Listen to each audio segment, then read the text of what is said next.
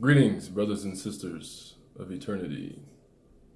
Today I want to discuss meditation and how to meditate as part of a continuation of this grounding week. So, throughout my own journey, there's been a lot of confusion about, meditation, and I've heard so many different ideals, become one with the universe, or have no thought. And it's like, how do I not have thoughts? It doesn't really make sense to just sit there and not have a thought. So there's a lot of kind of weird teachings, and I feel like it's not that the people that are teaching it aren't capable of meditation. It's that the language that they're using to convey the ideas of their experience can be confusing and interpreted differently. So what I found to be useful and effective is to focus on quieting the mind. That's what the objective is to quiet the mind. It's not that you will have no thoughts.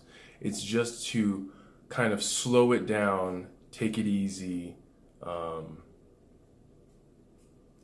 let your thoughts kind of subside to that hypnagogic state where you're in between sleeping and in being awake.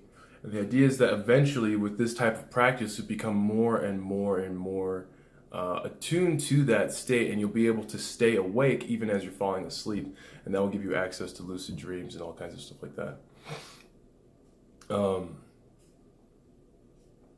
So the best thing you can do is to focus on your breathing, focus on your breath. In, out.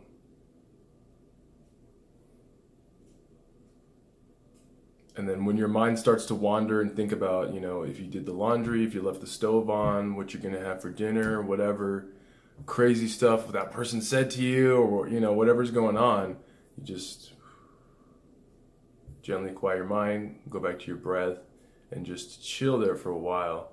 And eventually, what the idea of meditation is, what the whole point of meditation is, to give you access to your higher self, your soul, that part of you that is eternal and infinitely wise. And it's constantly sending a signal to you, but it is a very subtle, gentle energy because it trusts you to do whatever you believe is necessary in the moment. And so it's just very kind of gentle and subtle. And so in order to pick up on that signal, one must quiet their own mind so that they can tell the difference when something's happening. If the lake is just shaky and watery, you can't notice the little subtle waves. But when the surface of, if your mind is like the surface of a lake and it becomes more placid and crystalline, then when even the smallest ripple occurs, you'll be able to notice it. And then that's where your inspiration comes from, and that's where you get the solutions to the problems and questions that you've had in your life. And aside from that, it also will help you to practice the vibration of your higher self, and that will help to stabilize your energy and your emotions and actually bring about well-being just from the act of quieting your mind. Because like I've said before, your body is the mind. And so when you've got all these rampant thoughts going around, that's what you're creating in your reality. But if you're creating calm, stillness, peace, and serenity in your experience, at least, 10, 15 minutes a day, best to do it right when you wake up, because that's when everything's been subsided from the day before. You've been sleeping, and then you wake up and just kind of sit up and chill. Now, if you're having a hard time staying with yourself and having a quiet mind, then you may want to look into active meditation, which is something I'll talk about a little bit more tomorrow. And it's the whole reason why I'm personally going to grounding camp. Thanks for watching.